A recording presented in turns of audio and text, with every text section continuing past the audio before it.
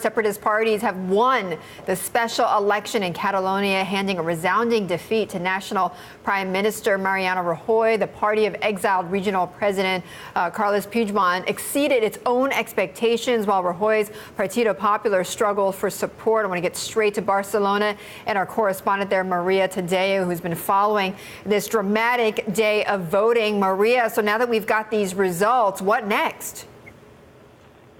Betty, it's a real mess, and it really is going to hurt tomorrow morning, because this is really a mess for Spain.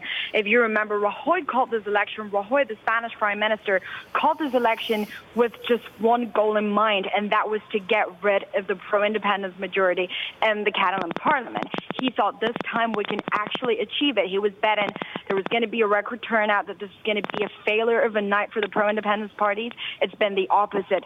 They've managed to cling on to their majority. They're going to be able to form a government if they want to, and clearly that means continuing with this idea of independence and this idea of breaking away from Spain. I do want to say, however, that if you look at the details, the story is a little bit more nuanced. However, they've lost seats and votes. Clearly, not everyone is happy with them. If they didn't have a clear mandate before, they don't have a clear mandate now. It's not clear that most Catalans want to break away from Spain, especially if you look at the actual breakdown of the ballot and you see that the winner of the election as a single party is a pro-Spain party. They've had an excellent night, 1 million votes. They've done really, really well. It's a celebration night for them, but again, it's not good enough because they're not going to be able to form a government. What you get is a huge mess.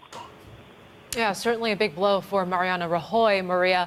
You said this is really going to get messy moving forward, because it used to be pretty simple. I mean, where all these parties stood, it was either left or right. Now it seems like you have this overlapping of ideologies even within the independence parties. So can these parties even govern together?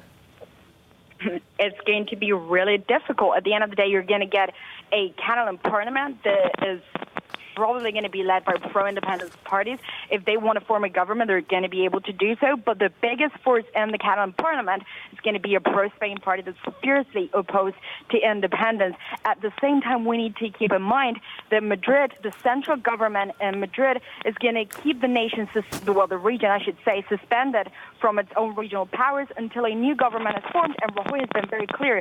The next time we get another major violation of the constitutional order in Spain, Catalonia is going to be stripped from its regional powers again, and that might also mean firing the regional government. Now, the big question, too, is what's going to happen to the ousted leader, Carles Puigdemont.